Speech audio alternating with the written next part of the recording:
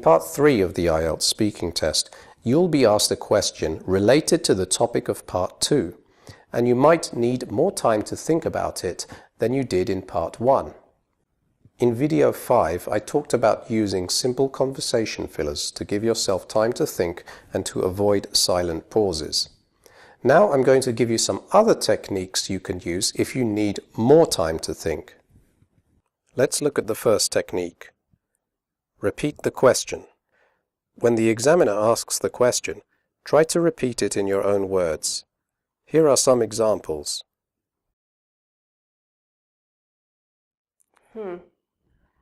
So you would like to know the different types of food that people eat in my country?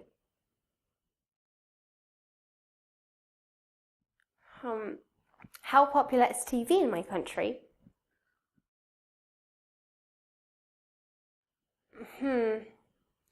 So just to be clear, you're asking me about the benefits of playing sport. So just to check that I've understood, you're asking me which forms of transport people use to travel long distances in my country? Okay, so basically you are asking me how people like to spend their free time in my country. Now let's look at another technique for buying time, asking for time. If you want to give yourself extra time to think about your response, you can simply ask for time. This is a technique that everybody uses in normal conversation. Watch these examples. Interesting question. Can I think about it for a minute? Okay, that's a difficult question.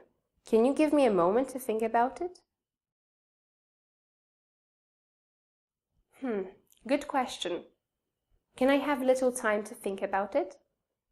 If you are aiming for a very high band, you can consider using the following expressions.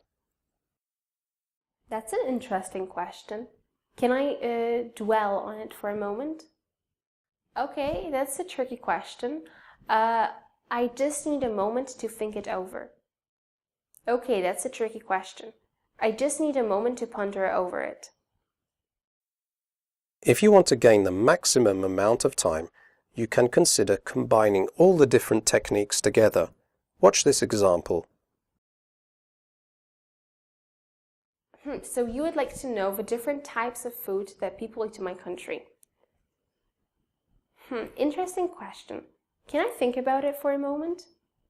Well, I guess traditional Polish cuisine is still very popular.